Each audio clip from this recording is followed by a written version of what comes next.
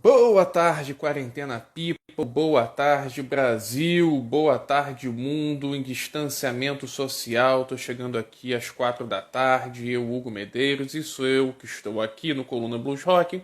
É porque teremos uma quarentena sessions, é porque teremos um bom papo, é porque teremos uma boa música, e é porque, para variar, senhora Ellen, a enciclopédia foi a primeira a chegar. Como sempre, Ellen, muito obrigado pela parceria.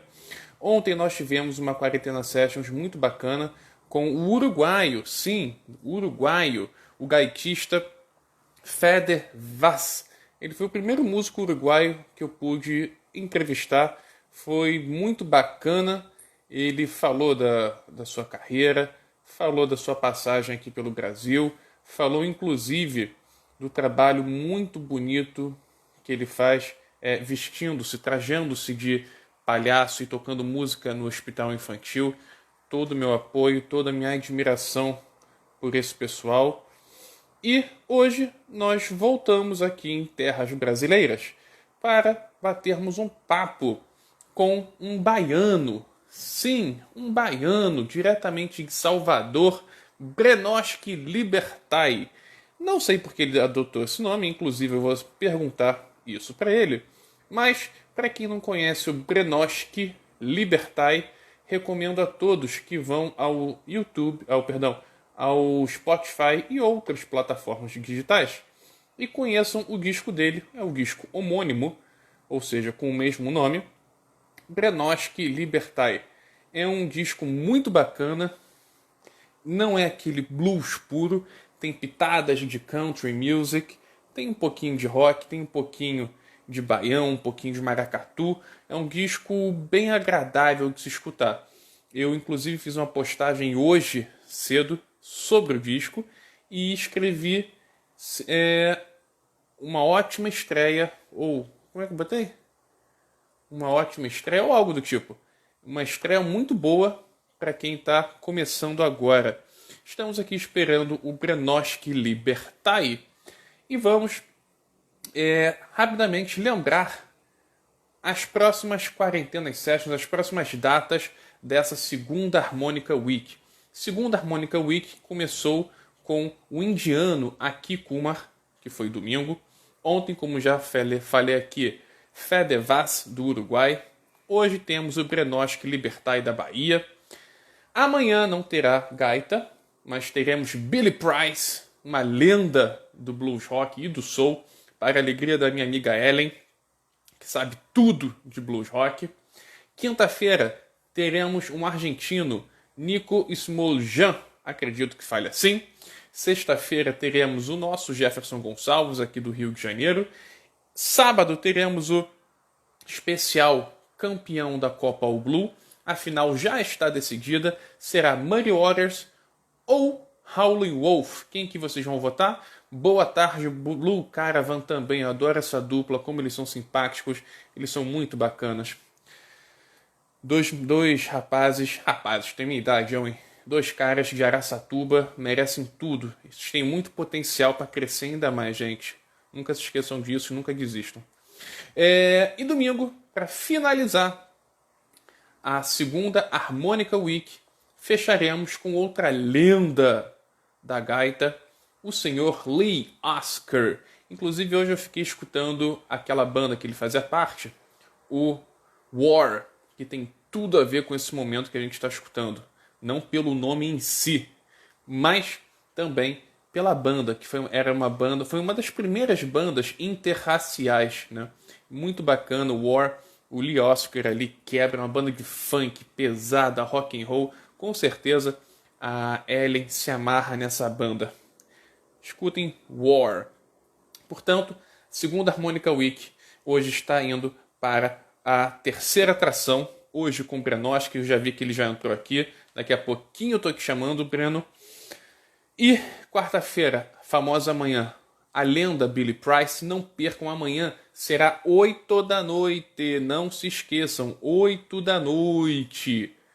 Porque o Billy Price, se não me engano, ele mora na Califórnia e tem tem o fuso horário de 4 horas a menos. Então, fazer aqui às 4 ia cair bem meio-dia e não é legal fazer uma entrevista ao meio-dia, né? Tanto é que eu faço a minha sempre às 4 da tarde. Pois bem, gente, eu vou chamar aqui o Brenoski para começarmos o nosso papo.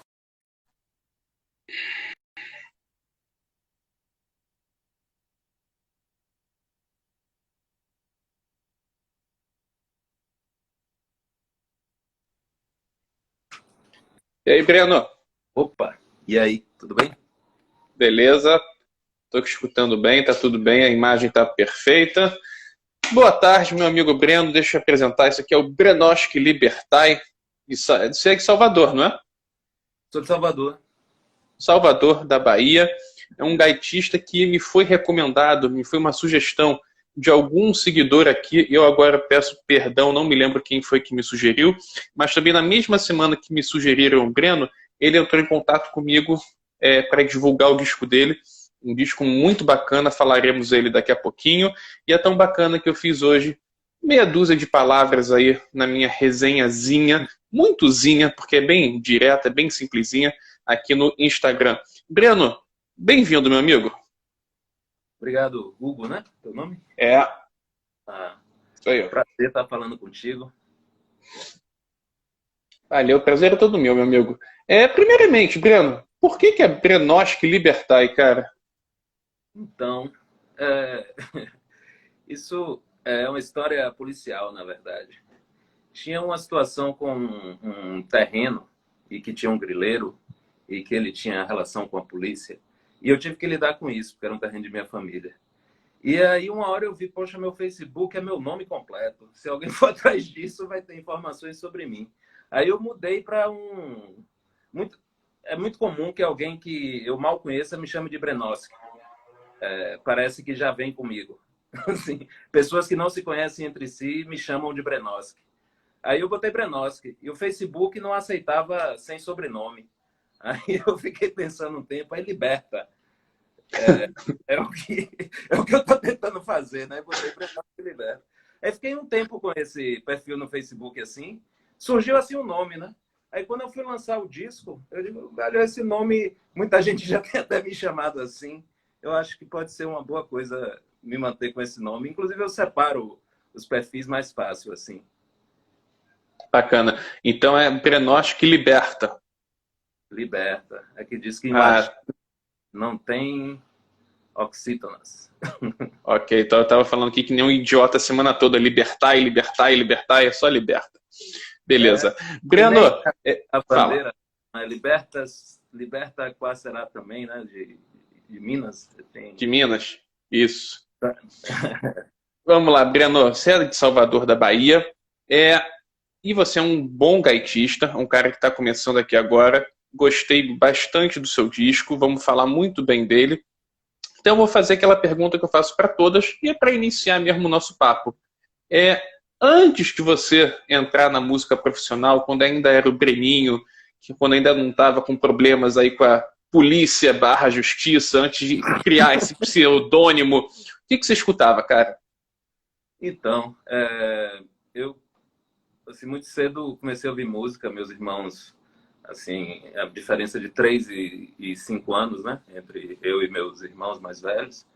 E aí eles ouviam coisas como Metallica, Slayer, Whitesnake, heavy metal em geral, Iron Maiden. E eu ouvíamos também música punk, Cólera, Inocentes, Toy Dolls, Sex Pistols, a gente, quer dizer, eles tinham essa essa coisa bem eclética do, eu devia ter 8 a 10 anos de idade, fui assim, com 12 anos eles saíram de casa e aí eu fiquei com os discos. Aí eu tive uma imersão maior nesse universo. Mas Bacana. montei uma banda de thrash metal com meu irmão, tocava contrabaixo, assim, com 17 anos.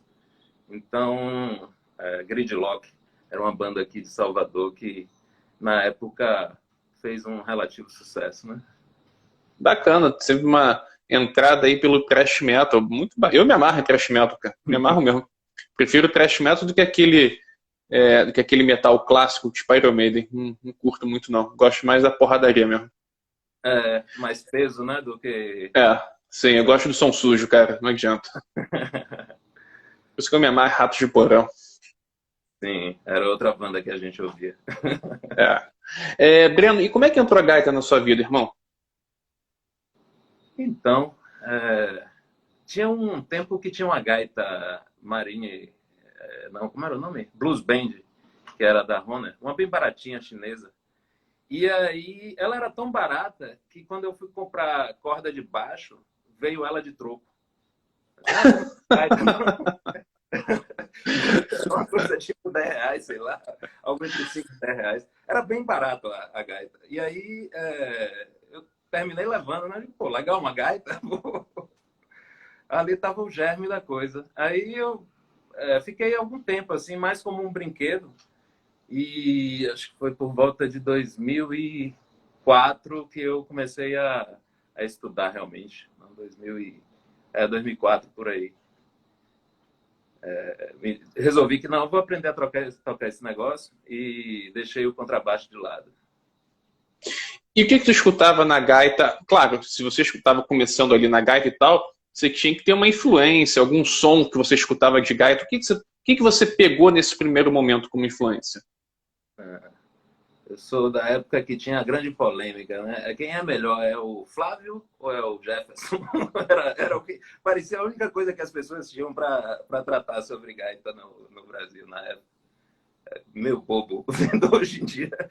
Mas eu era, assim, o que achava que era o Flávio. Então eu ouvia o Blues Etílicos, ouvia Flávio. Não tinha nada contra o Jefferson, ouvia o Jefferson também, Claro. mas sinal gostava. Mas o que me instigava mais era aquele som do Blues Etílicos, aquela coisa do Flávio Guimarães. Inicialmente foi isso. Aí depois que eu realmente resolvi aprender a tocar o negócio, eu comecei a ouvir de tudo. Aí Lazy Lester, Charlie Musselwhite, Carrie Bell, Big Walter, bastante. Todo tipo de coisa. Tinha um tempo que tinha uma rádio Pandora, que era um esquema americano, que você tinha que botar um CEP de Nova York ou qualquer lugar dos Estados Unidos para poder você ouvir aqui. E aí você tinha como programar a sua rádio. E aí eu programei uma rádio que só tocava gaita o blues com gaita. Então eu ficava ouvindo isso no trabalho, assim, trabalhando e ouvindo. E assim que eu ouvia uma coisa que me chamava atenção, eu parava, anotava, ia atrás, ouvia os discos. Fiquei um tempo nesse esquema, ouvindo muita coisa. Bacana. E você chegou, acho que isso veio com o tempo, né? Hoje em dia, você gosta de, por exemplo, pegar um fraseado de uma guitarra de blues e transplantar para gaita? Eu gosto de trazer melodias para gaita, né? Assim, não necessariamente um fraseado de guitarra ou algo assim, mas uma coisa que tem me motivado muito nos últimos anos, assim, acho que até levou a uma evolução da forma como eu toco, foi prestar mais atenção na melodia.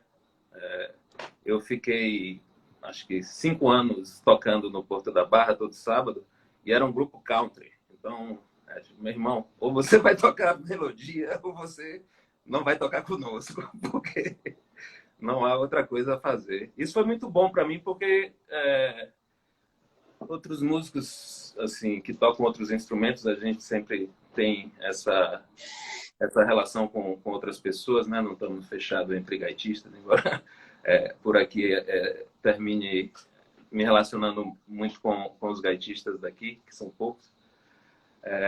Sempre tem Julio sempre fala, um guitarrista que tocou no disco, inclusive, Julio Moreno, diz: inventaram um caminho que é a melodia. Ou você vai inventar outro, ou você vai seguir esse caminho que já existe, porque a melodia é a música.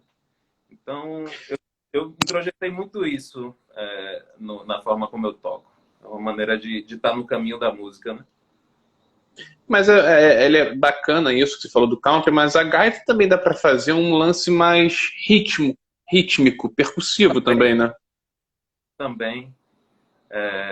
Eu exploro isso também, não tem uma coisa de só melodia, que música ritmo, melodia e harmonia, né? De um jeito ou de outro você está fazendo essas coisas. Então, Claro. eu curto também fazer coisas mais rítmicas e tal. Eu toquei muito tempo com um outro gaitista, o Luiz Rocha, daqui de Salvador. Ele tem uma pegada rítmica bem... chama a atenção, né, quando ele explora isso. E, de alguma forma, a gente termina pegando essa coisa pelo contato, né? A gente tinha um grupo... Estávamos até ensaiando novamente, antes da pandemia acontecer, que a Zona Harmônica era um trio de gaitas. Então, essa coisa rítmica era necessária para a gente, né? Porque você está com 3 gaitas ali. Então, também é uma coisa que eu explorei bastante com esse trabalho, né? Que eu tinha com o Luiz Rocha e o Ramon Elbachar.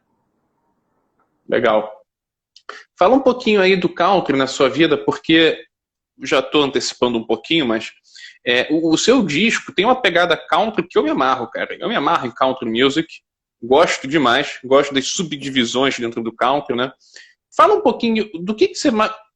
Você tocou numa banda de country, beleza? Mas fala um pouquinho do que o country contribuiu na sua formação musical.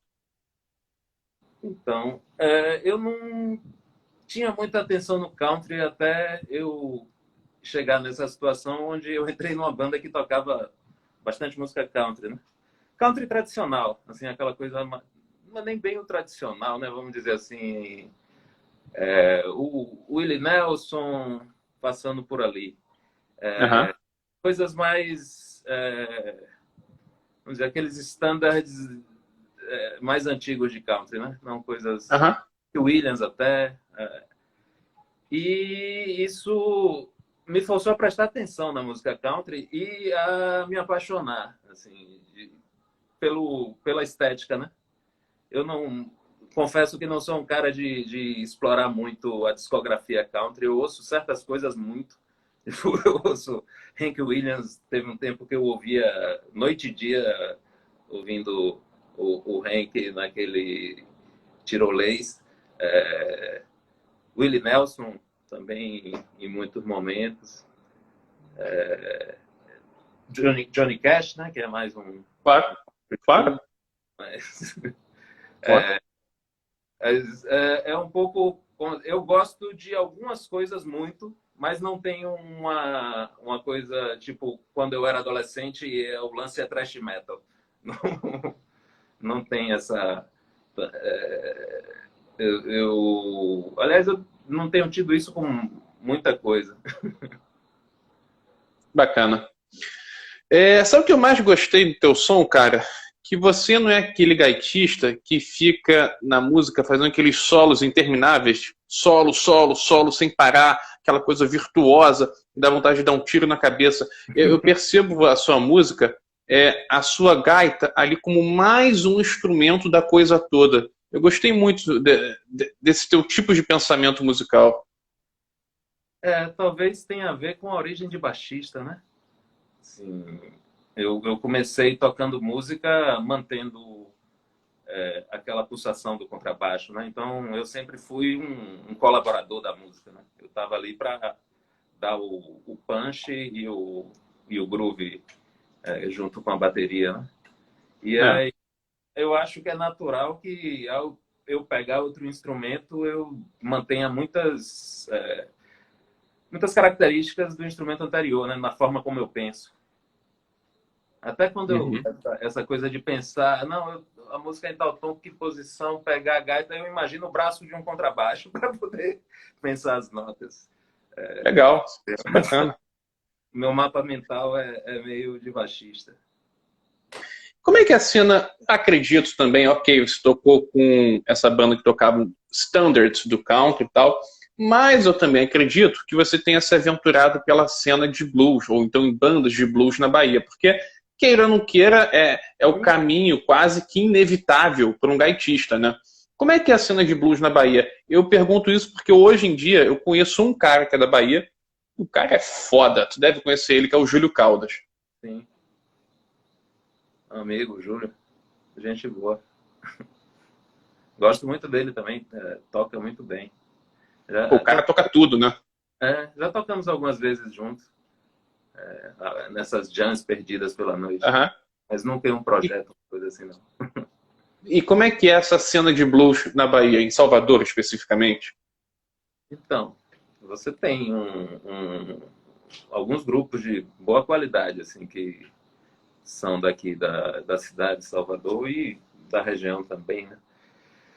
Esses dias, não, deve ter umas 2 semanas ou 3, talvez. O tempo se tornou meio estranho de manter a cronologia, mas eu fiz uma live para o Festival Agosto do Blues, que era um festival que estava sendo organizado em Cachoeira, Festival Cachoeira Agosto do Blues. E a ideia é que o tema do festival fosse a gaita, né? A gaita dando o tom do festival. Marcos Moura, que é um agitador cultural de lá de Cachoeira, estava organizando isso aí. E muitos desses artistas já passaram por ali, assim. Estou lembrando do line-up dos últimos festivais. Você tem o próprio Júlio Caldas, o Eric Asma, Ícaro Brito e Candice Fiais, o próprio Luiz Rocha, que tocou comigo também, Diego Rico, que é o gaitista daqui local. Você tem uma opção de gente com trabalho consistente. Você tem a banda Água Suja, que é uma galera que já tocou numa banda antiga daqui de Salvador, o Talking Blues, era com Oyama nos vocais da época. Tocavam muito, acho que com Álvaro Asma. Nessa época eu era metaleiro, mas eu acompanhava um pouco. E assim, a gente coabitava. Você falou aqui, citou o Eric Asmar. Porra, desculpa, Eric. Esqueci dele. O Eric é meu parceiro. Conheci ele agora durante a quarentena. O cara é irmãozaço, o cara é gente boa, o cara é simpático, gentil. Inclusive, eu fiz uma entrevista com ele escrita e eu vou publicar no site colunabluesrock.com daqui a uns 10 dias, mais ou menos. Desculpa, Eric, tu também toca pra caceta. O Breno, vamos falar um pouquinho do seu disco, cara, porque é o disco homônimo, né? Homônimo é quando o disco leva o mesmo nome que o artista, Brenoski, liberta e não libertai, por favor. É um disco, como eu já falei aqui, ele é muito calcado, ele tem muita influência do country, e eu gostei muito demais. Eu te faço uma pergunta, o banjo é do Gigito? Isso, Gigito. Gigito era meu companheiro de Porto da Barra. O meu estágio Tá. de música country foi com Gigito. Outro cara que, porra, eu conheci agora durante a quarentena, até fiz um papo aqui com ele de Quarentena Session. Gigito toca muito banjo, cara, gente boníssima também. Cara, eu adoro os músicos do Nordeste, eles são sensacionais. Então, fala um pouquinho do seu disco. Foi aquele disco de entre safra, né? Eu digo o processo criativo do disco. Em um momento, eu estava tocando em 3 projetos. 3? Eu tocava no Porto da Barra, eu tinha esse grupo de trio de gaitas, do Zona Harmônica, com Luiz Ramon, e tocava numa banda chamada Mudtown, com Gigito nesses 2 projetos, né, no Porto da Barra e na Mudtown. Uhum. E aí, de repente, Doug, que era o proprietário do lugar onde a gente tocava, o Hot Dogs Rendezvous, grande mecenas dessa cena que juntou eu, Gigito, Flash, que é um guitarrista também muito bom daqui da cidade, Daniel, e a gente era a banda base, né, a que tocava com ele. Depois de um tempo ele voltou para os Estados Unidos e a gente continuou sendo a banda base da gente mesmo, vamos dizer assim. A gente continua levando lá. E de repente, quando ele sai, também por outro motivo, Mudtown acaba e de repente Zona Harmônica também não está mais na vibe de acontecer. E aí você fica sem nada. Você tem aqueles docinhos, aquelas coisas que você está acostumado, os mimos de você estar tocando sempre com grupos diferentes, com pessoas que você gosta e de repente você não tem nada.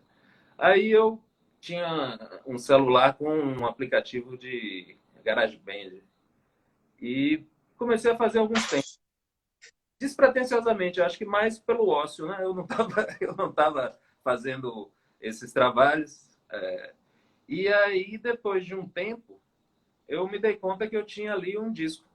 Eu juntei tantas faixas, tinha alguns temas também que eu já havia composto no passado. Eu digo, rapaz, isso aqui parece ser um disco. Eu preciso, ou eu faço isso, ou isso vai ser uns arquivos no meu GarageBand aí. Aí fui nessa ideia, conversei com algumas pessoas, com o Tadeu Mascarenhas, que é o técnico de som aqui do Estúdio Casa das Máquinas, um cara muito experiente, brotherzaço. E aí a gente foi. Eu fui amadurecendo a ideia na minha cabeça, né? Conversando com outras pessoas. Aí pensei, para bateria eu vou chamar Rex, que é o baterista do Retrofoguetes. Não sei se você conhece a banda. Uma banda de rock instrumental daqui de Salvador. E aí mostrei o disco, ele, rapaz, uma coisa que a gente podia fazer é pegar uma banda já entrosada e a gente fazia isso, ensaiava, fazia 36 horas de ensaio, foi o que a gente terminou fazendo. Entra no estúdio e faz de uma vez. Então teve essa coisa da objetividade, né? Essa ideia de fazer algo muito objetivo, condensar ali, pegar, ensaiar durante o tempo que precisar para ficar tudo coladinho, entrar no estúdio, gravar rápido, que foi o que terminou acontecendo. E coisa, eu estava vendo esses dias o Facebook me lembrou de uma foto de 2 anos atrás. Era eu nesses ensaios de segunda de 6 à meia-noite. E a gente ficava.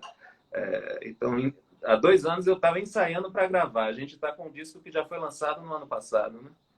Então foi um processo Sim. relativamente rápido depois que montou a estrutura de fazer.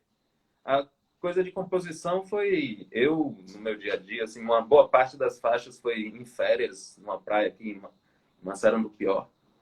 Então, eu começava o dia com alguma ideia, desenvolvia essa ideia com... Às vezes a gaita era a última coisa, às vezes partia de um riff de gaita, de algum... Então, diversas formas ali de composição. Isso é bacana que você falou agora, porque eu escutei que escutou, evidentemente, fiz as minhas anotações, né? Aí teve na penúltima música, se não me engano, Massarandupió. Pior. Eu botei assim uma interrogação. Tipo, porra é essa? Que nome é esse, cara? Agora tu explicou. A praia. Mas se eu botasse Bem, no Google, você ia ver lá praia de nudismo, ia talvez me perguntar se eu frequentava a praia de nudismo de Massarandupió, que é... Por aqui é assim, se você fala Massarandupió, as pessoas vão dizer, praia de nudismo, mas não é exatamente isso. É uma vila de pescadores ali, enfim, lugar bacana. Mesmo quando legal, está cheio, é vazio. legal. Tô aqui com o Brenosk Liberta, gaitista, muito bom gaitista de Salvador, da Bahia. Ele lançou um disco ano passado também muito bom, homônimo, Brenosk com K, Liberta. O Liberta tem um Ezinho no final, mas não é para se pronunciar. Já estamos aqui há quase meia hora falando um pouquinho da carreira dele, de como tudo começou. Você está com a gaita aí, Breno? Tô. Gaitista sempre está com a gaita, né? É bom, né?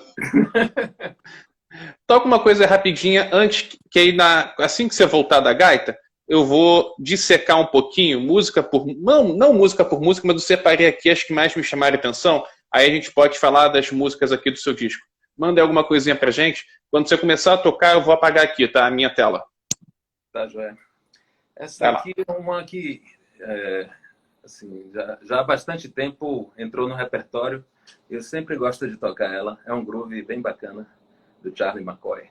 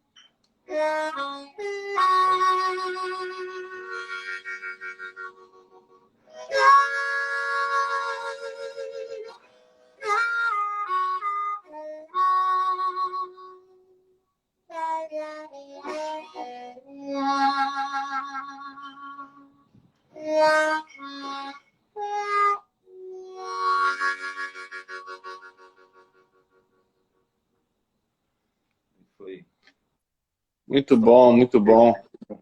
Finalzinho de Third Rock from the Sun, de Hendrix. Legal, muito legal, Breno.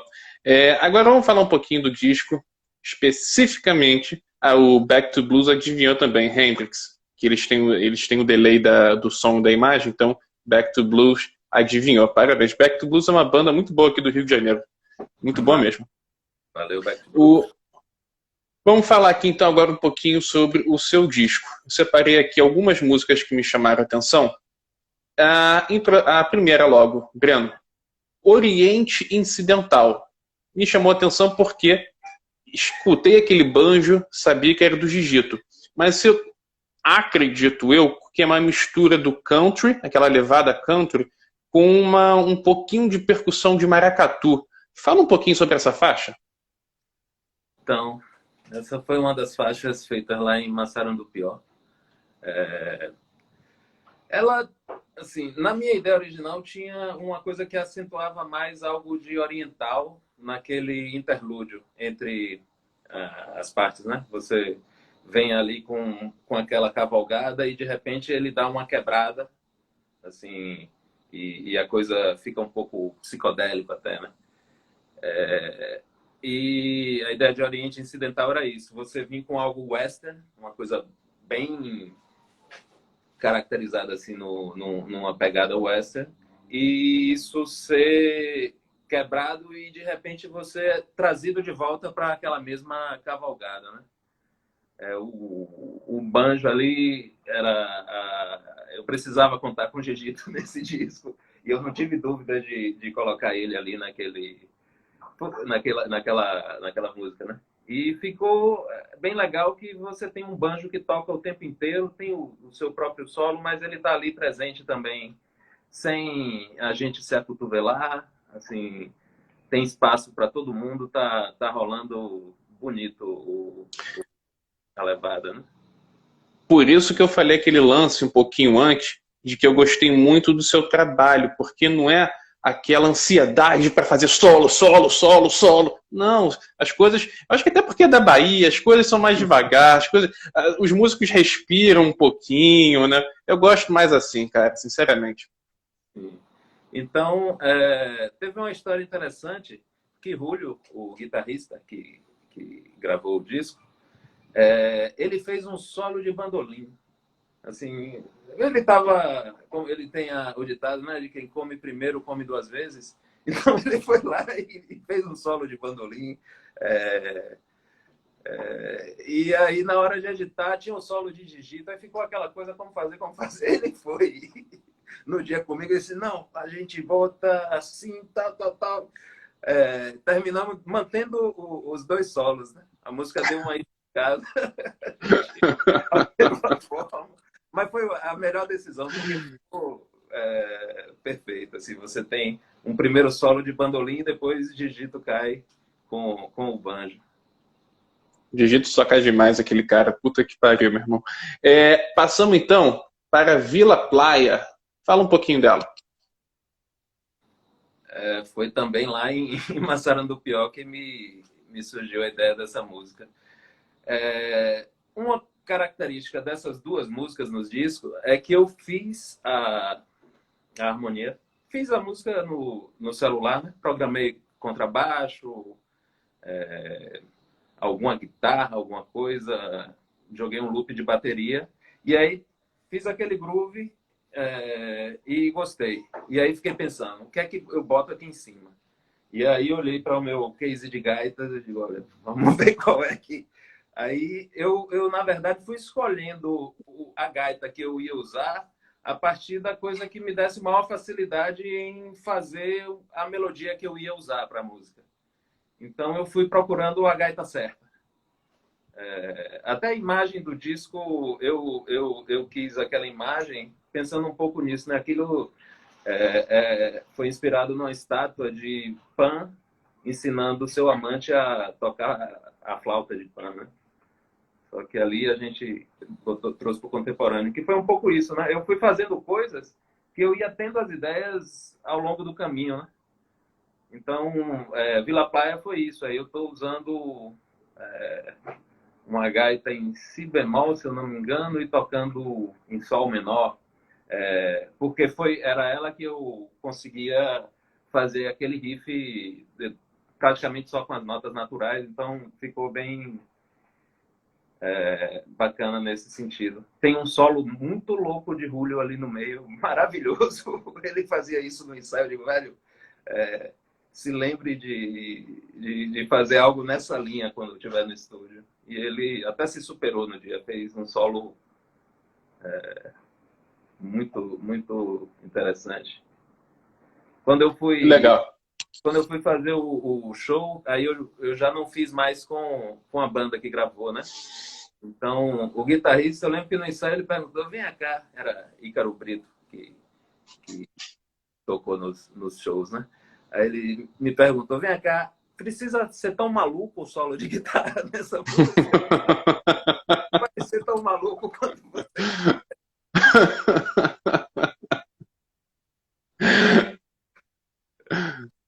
Sensacional.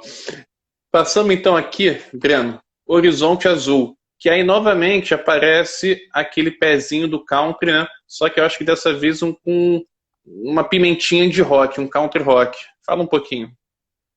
Então, eu fiz ela um pouco mais para trás até. A gente terminou jogando, deu mais esse tom de country. Eu lembro que eu falei, pô, isso lembra um pouco o Chet Atkins. Aí eu disse, é porque é Chet Atkins, idiota.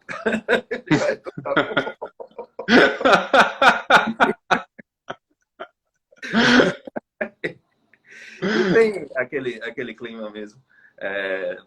E Julio trouxe muito mais isso. Ela tinha uma coisa mais praieira, era um pouco mais lenta na minha versão de aplicativo de celular. Mas eu achei que assim cresceu a música, né? Trouxe ela para vamos dizer, pro trepa-trepa, né? Pro brinquedo dos meninos maiores. Tá ali no balanço, tá? Ficou bem, bem legal. Passamos aqui para blues de 13 compassos em Mi menor. O nome já entrega, claro, que é um blues muito bacana, mas sabe o que me chamou a atenção, cara? O teclado. Como o teclado dessa música, ela preenche os espaços, sabia? Sim. A ideia era essa, né? Assim, que bom que cumprimos o objetivo. Quem tocou ali foi o Tadeu Mascarenhas, o engenheiro de som, né, o técnico de som do estúdio, o dono do estúdio, na Casa das Máquinas. Uhum. E tinha essa intenção desde o início. A gente gravou já pensando, ó, vai ter um teclado e vai ser Tadeu. E Tadeu gravando disse, beleza, vamos fazer. Então, eu gravei a gaita, eu acho que até antes, e deixei um espaço para ele. Enfim, foi um processo assim que a gente não tem propriamente um espaço de solo dele, mas tem um momento em que ele fica mais ativo, né? Assim, numa progressão ali, logo depois do especial. Assim, a gaita some um pouquinho mais, mas muito no espírito do disco mesmo, né? Acho que essa música talvez é a música que tenha mais esse solar, né? Mais típico de gaitista, assim. É a música que é um tema sem tema, né? Não tem... Só tem um turnaround ali que se repete, mas não tem um tema propriamente. É mais improviso mesmo. Juro que não fumei nem bebi nada hoje, mas eu vou te falar uma coisa que me lembrou o teclado dessa canção, cara. Me lembrou muito o teclado do Pink Floyd, cara. Porque se parece para perceber, The Doors, aquele Ray Manzarek, Hit Wake, Mano Yes, era aquele teclado nervoso que não parava, solo. E o do Pink Floyd, o Richard Wright, ele era aquela coisa bem de fazer a harmonia da música, aquela coisa bem calma, de preencher. Me remeteu a isso, sabia? Sim. Eu diria que é uma característica de Tadeu, assim. Até ele é produziu o disco, né? Ele quem mixou, masterizou e em alguns momentos disse, galera, se fizer assim, talvez fique melhor. E a gente, claro, você quem manda. E o Tadeu tem essa visão de conjunto, né? Eu acho que ele olha para algum contexto musical sempre pensando em conjunto, né? Não é o músico que tipicamente não vai ficar nervosamente fazendo firulas. Não é. Hoje em dia, é, hoje em dia eu sou mais dessa coisa da banda e não mais de firulas e virtuosismo. Passamos aqui para Sopa Grampenha. Novamente, tem aquela levada western, né? Acho que é o que dá uma certa liga no disco, assim, que você tem Sim. a sensação de conjunto. Sim. É esse Sim. tempero western. Total. Mas, assim, mais western no sentido da estética, né? O Sopa de Grampenha é bastante western, né? Sim. E Sopa de Grampenha é um quadrinho alternativo dos irmãos Hernandes, coisa que eu lia na adolescência, naquele tempo em que eu ouvia o heavy metal e tudo mais.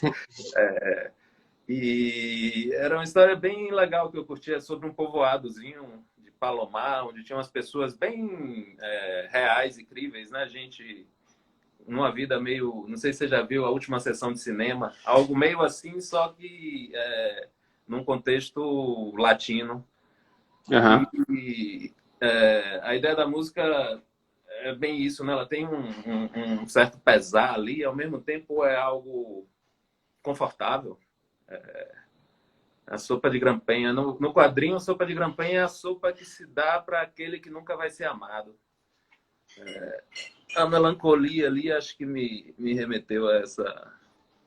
Quando eu fiz, foi também lá em Massarandupió, eu estava embriagado. Ela ficou, inclusive, meio trôpega. Mas a nossa versão de referência foi essa, e ela tinha essa coisa meio para trás, né? Tem uma coisa meio bêbada, né? Ela tem uma levada que salvo engano, no dia que a gente gravou, logo antes a gente comeu comida chinesa. Então tava todo mundo meio empantufado. Aquele andamento favoreceu ali, né? Aí foi quando a gente conseguiu fazer ela naquela levada. Por isso, então, que eu me identifiquei com o disco, né? Foi feito por um bêbado para um bêbado. Aí. Sim, tem uma coisa legal. É uma pena que eu não possa... Me dê só 2 segundinhos para eu pegar um... Vai lá. Estou aqui com o Brenoski Liberta, gaitista de Salvador, da Bahia. E se você chegou agora, ou se perdeu, acesse Coluna Blues Rock 2.0 no YouTube, se inscreva, por favor, e reveja aí essa quarentena e outras tantas quarentenas que eu já fiz aqui. Eu acho que já passou de 60 já. Fala aí. Então, eu vi outro dia uma live que você comentou que não mostrava cerveja, seu patrocinador. Não, mas essa pode mostrar, que eu sei que você está falando. Essa pode mostrar. É isso. Porra! Do teu disco, sensacional. Aqui as faixas, QR Code. Você que produziu? Então, essa Mascarenhas foi a cervejaria que produziu. Uma espécie de parceria, né? Eles fizeram um preço que era razoável, que eu tinha condição, inclusive, de revender para alguns lugares. É uma pena que eu não possa servir um copo para você, mas eu vou aproveitar a deixa de que é um disco de um bêbado para outro. Não que eu vá ficar... Essa bêbado. É o quê? Essa cerveja é o quê? É uma APA. Uma APA, me amarro em APA. Muito boa. Muito bom, porra. Meu sonho é fazer uma cerveja do Coluna Blues Rock, cara. Mas enfim, vamos lá. Quem sabe um dia. Bom, se eu fosse você, seu sonho já estaria realizado. Eu já fiz de mim mesmo. Mas a minha, se eu for fazer, sei lá, eu quero fazer tipo uma IPA com umas gotas de LSD, alguma porra assim. Eu gostaria de tomar essa cerveja. Tomaremos um dia, não se preocupe. Chegamos aí para minha faixa favorita do disco, Breno, que é a Tangerine Girl. Nela eu senti uma influência meio Django Reinhardt, um violão meio gypsy. Sim.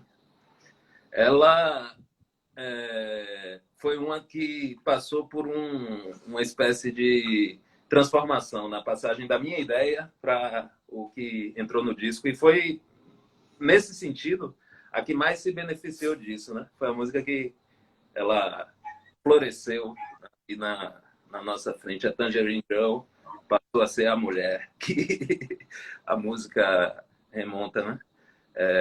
Uhum. Inicialmente eu fiz ela, era uma coisa assim, eu usei uma gaita de acordes que eu tenho e um loop de bateria e fiz a melodia. Então ela tinha um clima que era muito mais western, mas tinha aquele que já estava ali, só que com uma intenção mais trem do que Gypsy Jazz, né? E Aham. aí o Julio novamente, ele chegou para o ensaio, porque a gente passou a ensaiar assim, a gente ensaiava toda segunda-feira durante 6 horas e deveria passar 4 músicas.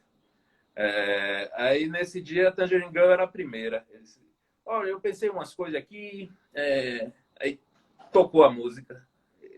A gente acompanhou quando terminou. E aí, bicho, o que é que você acha? Eu, velho, já é assim. Ele trouxe essa. Durante muito tempo, ele e um amigo meu tocavam. Eles tinham um duo de Gypsy Jazz num bar, que já não rola mais aqui em Salvador, era o Frente Quartier. Então, o Julio tem essa cancha de Gypsy Jazz que ele viu uma oportunidade. Ele disse: não, essa música ela é um Gypsy Jazz. Ele é que não sabe ainda.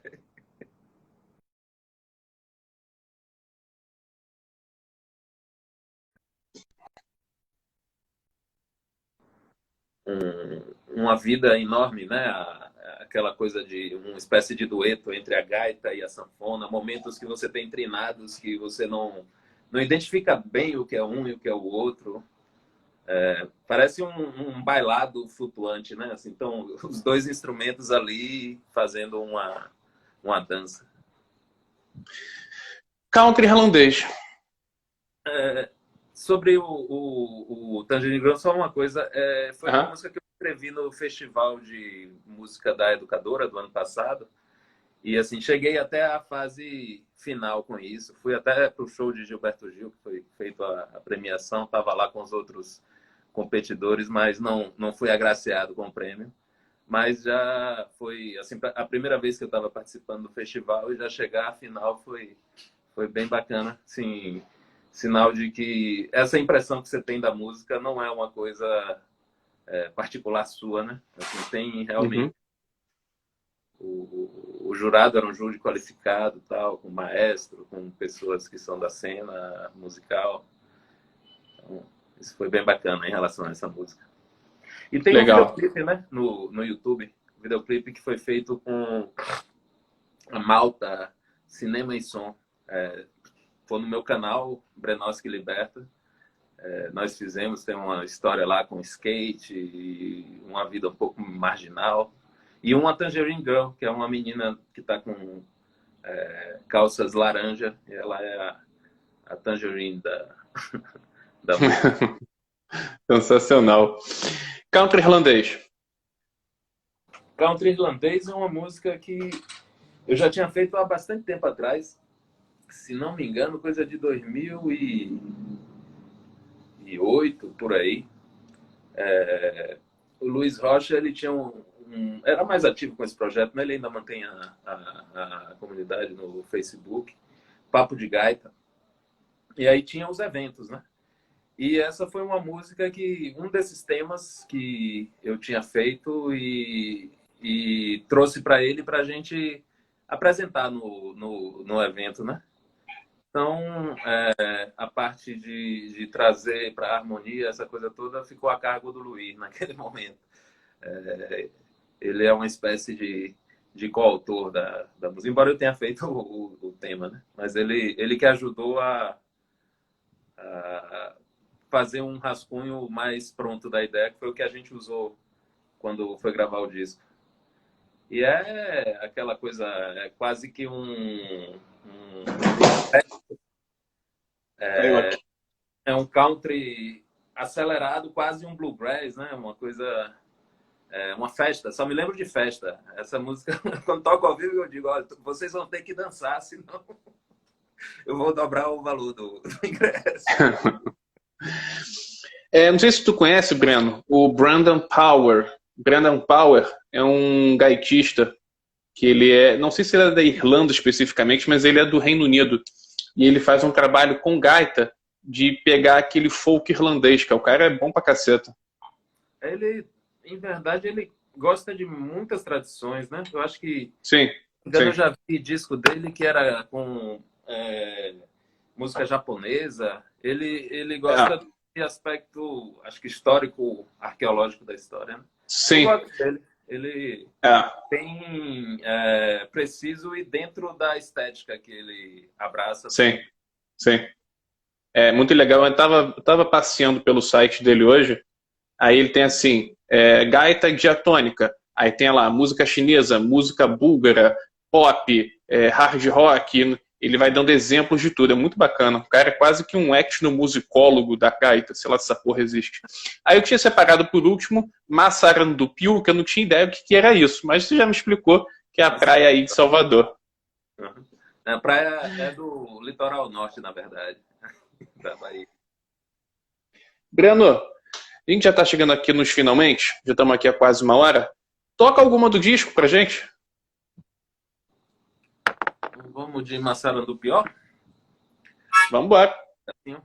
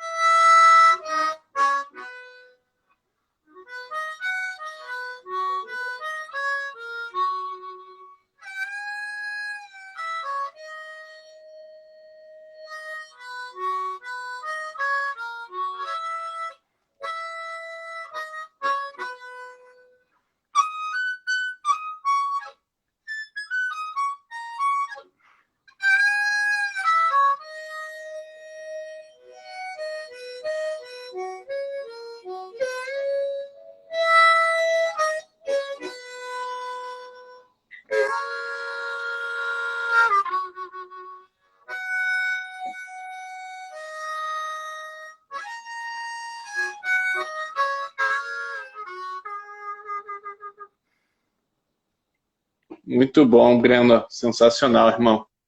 Estou aqui com o Brenoche que Liberta, famoso Breno de Salvador, da Bahia, um grande gaitista, lançou ano passado o disco homônimo Brenoche que Liberta. Está no Spotify, está nas outras plataformas digitais, altamente recomendado. Irmão, muito obrigado aí pelo papo, cara. Valeu, um prazer conversar contigo. Valeu, sempre quando você precisa. Fala. Eu digo, Oi, fala. Você deixa bem à vontade. Bacana. Lógico, porra. Se eu tivesse bebendo, então nem ia falar. Se você ia falar a porra toda. Tá certo. Mas é melhor com você para ter... Não é muito solitário. Quando for ir para Salvador, vamos marcar um porre, hein? Com certeza. Deixa acabar essa quarentena que a gente bebe em coletividade. Eu vou querer tomar essa aí também, porra. Não bebe tudo, não. Tem um estoque de 50 chegando. Acho que vamos torcer para a quarentena não durar tanto. 25 para cada da noite, acho que tá justo, né? Irmão, valeu, irmão. Se cuida aí nessa quarentena. A gente sabe que não é só uma gripezinha. Vamos se cuidar, vamos ficar bem. Boa sorte aí, irmão. Qualquer coisa que você precisar do Coluna Blues Rock, dá aquele toque. Massa. Valeu, obrigado. Valeu, gente. Abraço, até amanhã.